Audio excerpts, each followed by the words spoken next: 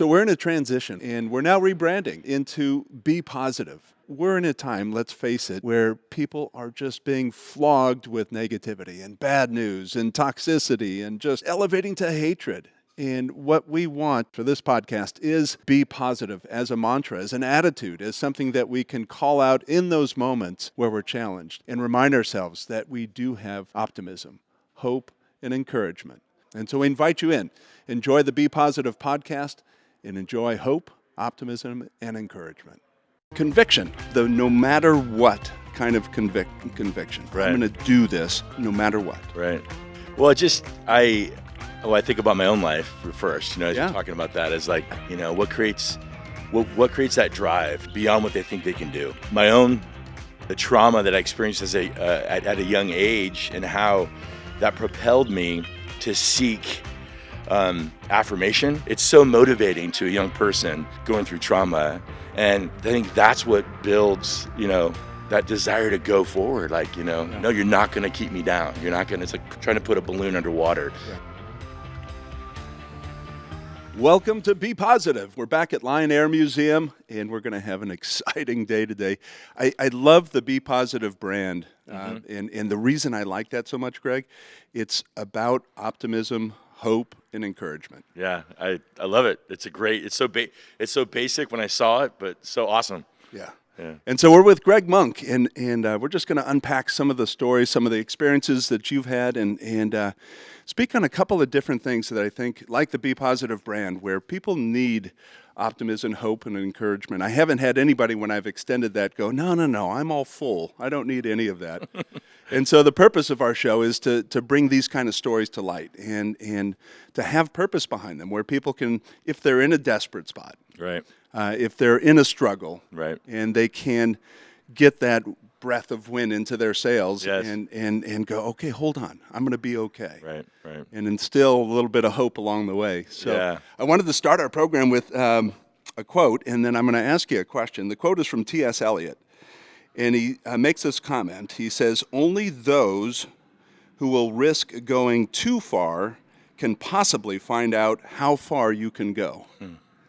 And I think that it's the lead-in of the question that I wanted to focus on in our first time together here, and that is this conviction, the no matter what kind of conviction. Right. I'm going to do this no matter what. Right. And so I wanted the broad brush, but how do you react to that? What do you think about when you see or experience that kind of conviction? Oh, well, I think about my own life first, as Yeah. you're talking about that, is like, what creates that? What creates that drive to push somebody beyond what they think they can do? And so I think about my own life and the trauma that I experienced at a young age and how that propelled me to seek affirmation from coaches. It propelled me to please. It propelled me to push harder in everything I did. And so as things got worse at home, I sought to the world to get affirmation and for that drive and for that push. And Was that triggered by having an absentee dad? oh yeah, that was absolutely having a father that was a heroin addict, drug addict, alcoholic, and just all the situations that brought forth into our household. The first time I ever hit anybody or fought anybody was my dad. So he wouldn't drive drunk. He had 12 accounts of drunk driving. You guys went to blows. Oh yeah. Yeah. Trying to get him to stop, from driving again and get another accident, and then, puffs his chest out. Oh, you think you're tough, I said, no, Dad, I don't want you to drive. And then he'll push me, and then, I knock him out and put him in bed. Yeah. And then the first time that, I was in 7th grade, and I was with my father, and I did cocaine with him. First he took me on a drug run here in Costa Mesa, went back to Los Cab in Fountain Valley, and here I'm 7th grade, and I'm doing coke with my dad because he thought it would be better if I did it with him than his friends. I mean, them with my friends. Wow, come on. So yeah, and it just got worse, from there. There's just so many stories and issues, and probably the one is when I was about 11, 12 years old. My dad stole a Porsche from his drug dealing friend, and he comes to the house, and I didn't know it, but he had a friend at the house to protect the family because he thought he was going to get retaliation. And so I get up to go to the bathroom in the middle of the night. A shotgun gets cocked, put to the side of my head. The light gets turned on. He's like, "Oh my gosh, I'm so sorry." And then I go to the bathroom on myself in my pajamas, and then I go to my room, barricade myself in my room till the sunlight comes on. So when you talk about those things, when you say that quote about resiliency and or what drives somebody to do, I think about, it drives me right back to those things, because it's funny.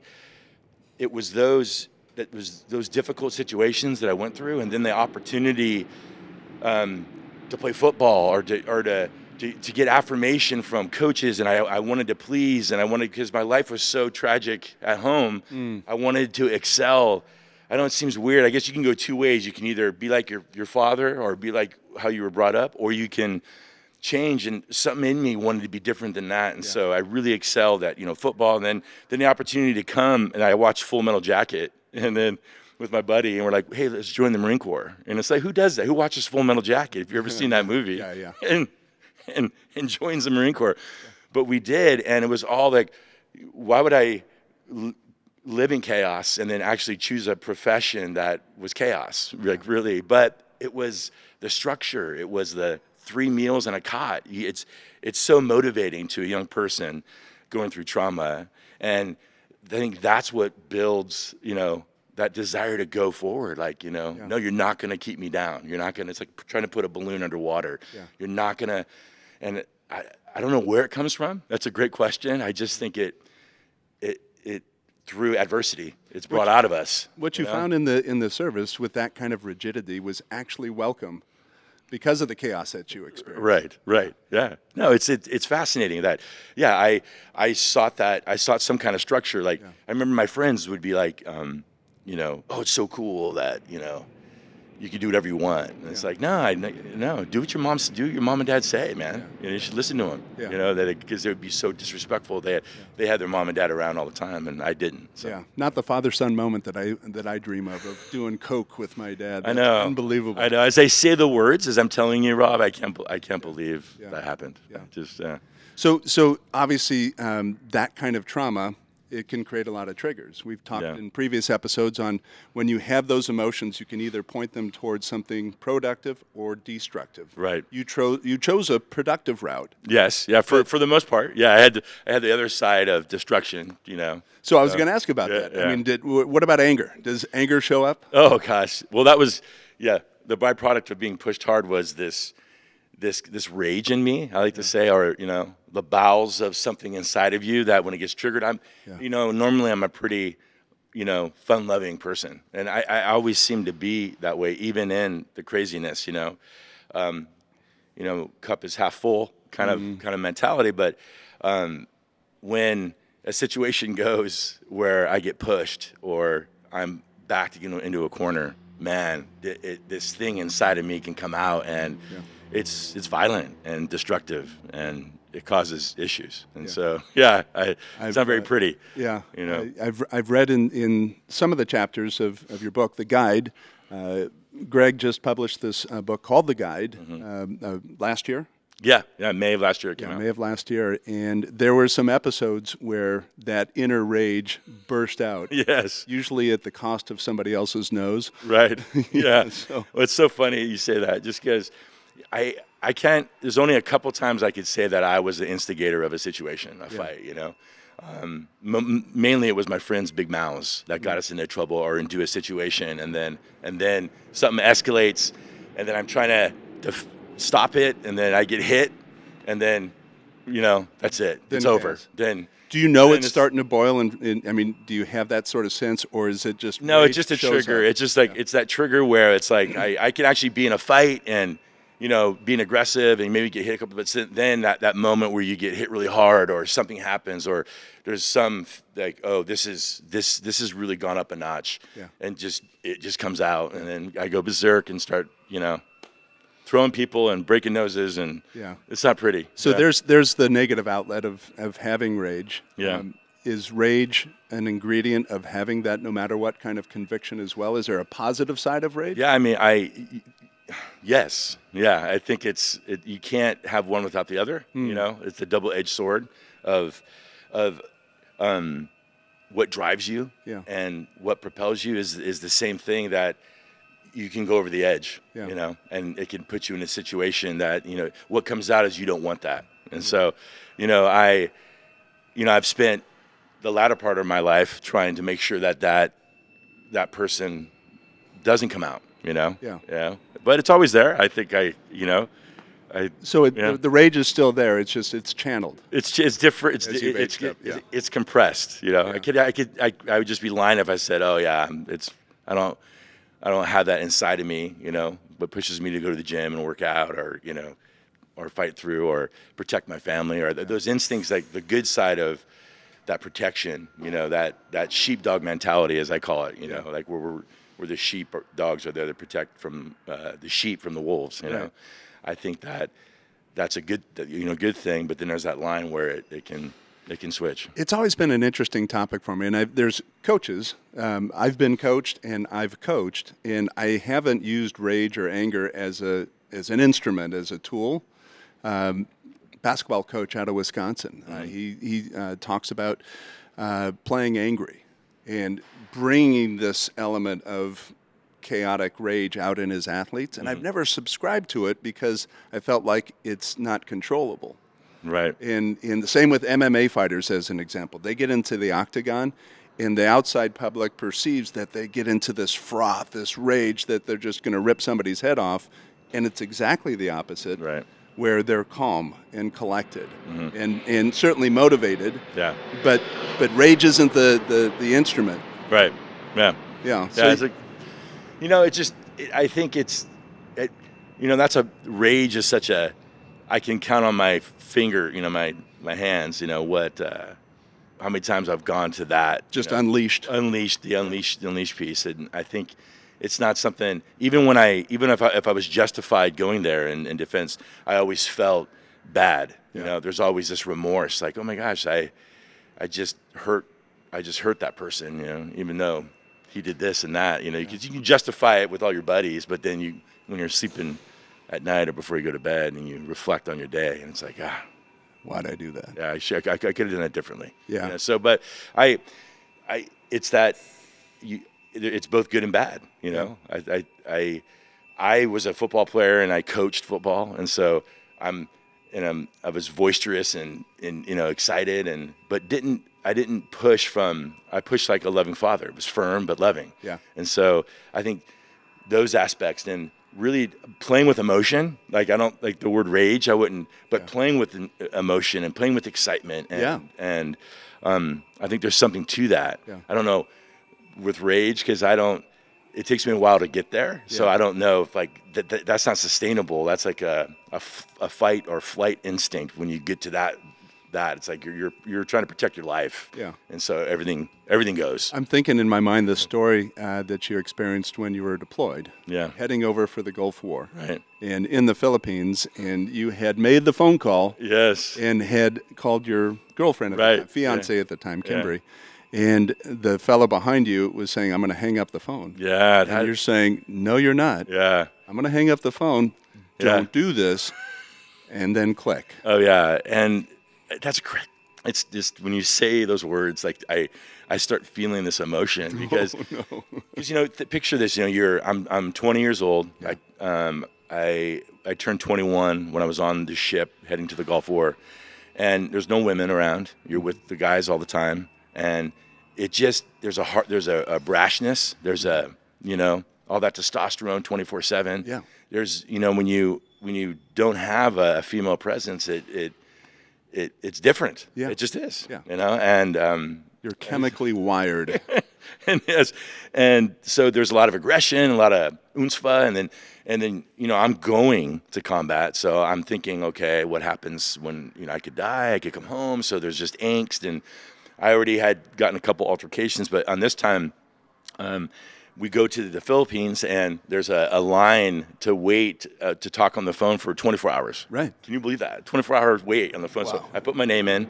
We go out to the city, come back, and then I'm at this. Someone tells me you can call from a base phone. So I get on a base phone, pick it up. I wait 10 minutes, get an operator.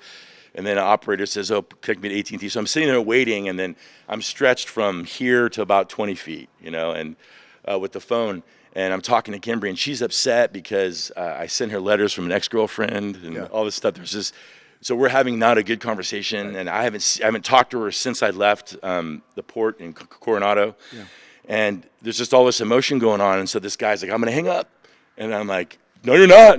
Like, I'm going to hang up. I go, dude, don't. And then I'm talking to Kimberly, and then he hangs up the phone. And just everything I just explained to you, I went berserk. I threw that phone at him, ran at him as fast as I can, tackled him, just start knocking him. Crushing him. Just crushing him. Then his friends try to get me off. I crush their friends. My friends are trying to calm me down. I'm pushing them off. The MPs come. Two MPs come. Then two more MPs come. And then I got the billy clubs. They're trying to get my legs down and try to get me in a submissive position that could put me in the back of the car. Yeah. And I'm just I'm like, and screaming the whole time, they drew first blood, not me. Yeah. They drew. I'm a big justice guy. Like, no, this is wrong. Yeah. This is like, and I'm freaking out. And then they finally get me in the car, and I'm kicking the cage and all this, just berserk. I just, I was out of your mind. You're talking about the rage. I just absolutely just flipped a switch. Yeah. Nothing can stop me. And then I'm in the car yelling, and the guy's trying to calm me down. He's like, "Where are you from?" And I go, "I'm from Fountain Valley." And he goes, "Oh, I went to Los Amigos High School, and it's in same area." And I'm like, "Oh, really?" I just stop on a dime, just like, "Oh, really? That's awesome. Hey, man, oh, cool. You're Fountain Valley." We start talking, and they drive. I thought I was going to jail, and and the brig, and they took me to the ship, let me off, and said, "Go kill some Iraqis." That's what they said. Yeah. So you bed down that night. You're probably going, okay, that wasn't my best moment. Oh. All right. Yeah. You feel these triggers. So give me a fast forward story where you felt those triggers, but you've pointed it towards something positive. It gave you this no matter what kind of conviction.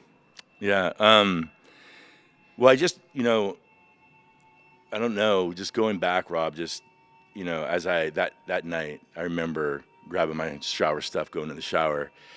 And what I haven't talked about is right before the Gulf War is the fear of death led me to Christ, So with Greg Laurie. Yeah, so at the first Harvest Crusade right here at Pacific Amphitheater, him and Chuck Smith. And I went 5 nights. My girlfriend had gotten saved, and she invited me to go. And I went, and I wrestled with God for 5 nights, and I finally said yes to Jesus.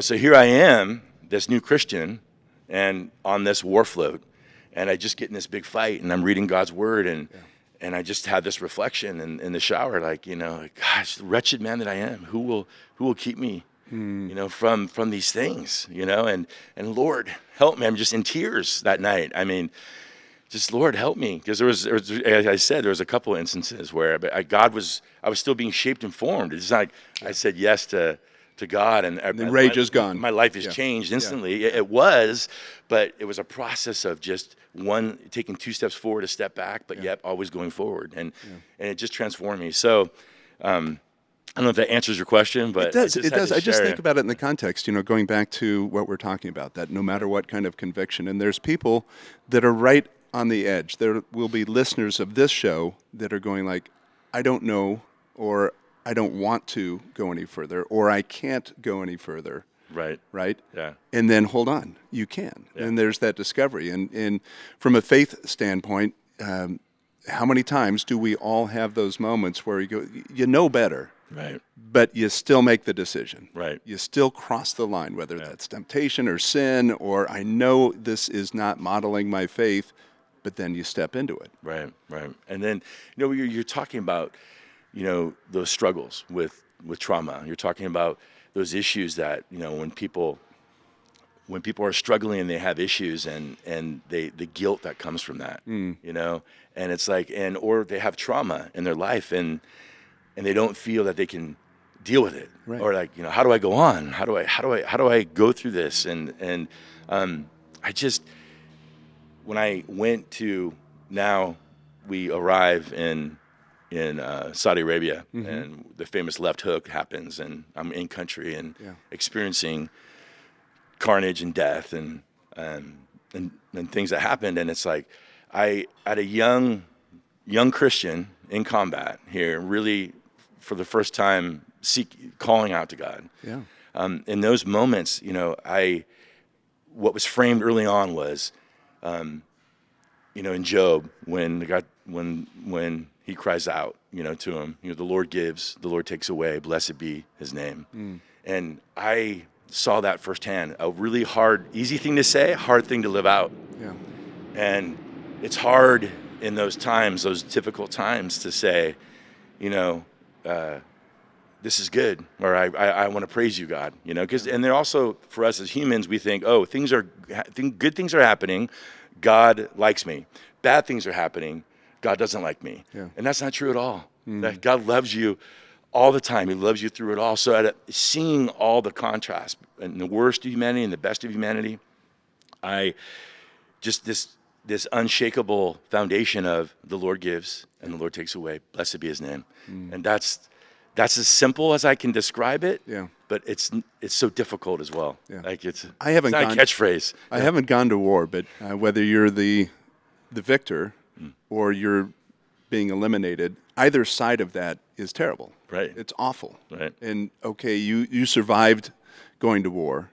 You've executed your orders. You did what you were trained to do, but now, okay, you're the victor, but then you've got the collateral damage of carrying the weight of what you did. Right. Yeah. PTSD. Yeah. What do you do with it? Yeah. Well, it's funny. What I did is, when I got back, this new faith really had emerged, and I remember, flashback to when I was leaving for the Gulf War, and I was on nobody was there except Kimberly, and she was on the dock, and I was on the top of the ship looking down at her as the boat pulls away, and I'm looking at her on the dock, and I just for the first time heard this voice inside saying, "You're going to be okay, Greg. I got you," and I've got you. God spoke to me, in that moment. He did. It wasn't audible, but it was just this internal thing, like, I got you. And there's this assurance that I had and that I took with me, even though I was misstepping and being human and being shaped and molded, and then went to war, and I come back, and then to be back from the Gulf War, and then sitting there, we get back on ship, and we go to Oceanside, and they put us in cattle cars. We go to the airfield on Pendleton, and I'm home, and I'm sitting there, and I just reflect upon, oh my gosh, U.S. soil. That assurance that God gave me, and now I'm here, I'm alive, and I was so grateful, even though I experienced all the things I experienced. And then from there, it was all about Jesus and Kimberly, and that's what my life was. Yeah. For 16 years, it was just Jesus and Kimberly, and if I didn't have that, I would be a statistic. Because, to your question, all of the stuff I experienced, I at the time, I kind of over-spiritualized it, right? I over-spiritualized, I have Jesus, and I'm strong, I'm growing in the Lord. And at that time I started going to Bible college, I got in youth ministry, I started helping, but I didn't really deal with what I experienced. Yeah. And it took me 16 years to go to the VA. I never talked to any of the guys I served with. I never went to a Marine Corps function. I never went to Memorial Day. I never leaned in to anything I experienced. I just tried to avoid it. And so that was how I responded to it, is I ejected from that. Yeah. I'm on it with everything else in my life and everyone in my life, but when it came to taking care of me or looking back, I didn't want to do it, so I didn't. Yeah. So that's how I dealt with it until recently, until the past 5 years, I've really stepped into it. And then what happened is I was starting to leak. I was starting to leak, in different things would come out, like that anger would come out, or a door would slam, or the kids would scream. I had 5 children, so 4 boys, 1 girl. Chaos, right? My life is controlled chaos. Yes, controlled chaos, absolutely. And so things would come out, and I would react in ways that going back to what we're saying, the rage, that's when it's like, I don't want to be that person. So I finally went to the VA and got plugged in there, and I started getting help and counseling and on that side of it and trying to talk about some of these things. But still, I was apprehensive just to the last couple of years, and writing the book really has kind of springboarded and brought me into this space of dealing with my PTSD. Because the emotions are going to come out. They're either Right. come out purposefully or they're going to get squeezed out of the seams. Yeah. But they're coming out. Yeah, it's like steam. You can try to cover the pot, right? No matter, it's gonna percolate. It's gonna blow the top. Yeah. And you can't do that. It's not a way to live. Yeah. So No. even me and Jesus and my lovely wife, Yeah. it still came up, and I'm not in. God changes everything. God wins. Yeah. Always. Yeah. And that's true. But sometimes we need to deal with the things that we have to face, the things that we have experienced. Yeah. And I think that coming full circle is the very purpose here. What I hope for these kinds of storytelling to come out of with people that are maybe at that edge of I can't or I won't or it's not possible. Right. And then to be instilled with the voice that you heard of God saying, I'm right here. Yes. Almost how you've done this with all 5 of your children. I've done it with my 2, where you're comforting them. Right. And say, shh, it's okay. Right. I'm right here. Yeah. I'm with you. I'm present. I sense what you're going through. And having that kind of connection as the conviction for a no matter what attitude Yeah. Yeah. to persevere. It's not fun to face PTSD. I can't imagine. No, it's funny. I was so, like I said, I didn't connect. So I didn't have a sticker on my car. Like you wouldn't even known if I was in the Marine Corps unless, you knew me. Right. And you were a close friend, and stories would come out. And every once in a while, if you knew me really well, my inner circle. But I never, to me, PTSD was a negative term. Right. Like, oh, I'm fine. Everyone has bad dreams. Yeah. Everyone has issues with that, and I'm no different than any other veteran, of course, like that. So to me, it was a negative stigma with it. Right. So why would I go to the VA, and then it was the exact thing I needed to do. Yeah. I needed to go to the VA because there's help there. And I remember like that first time I went, and they just were like, where you been, honey? You served in combat, Yeah. There's all these resources for you. Yeah. You don't have to do this alone. Yeah.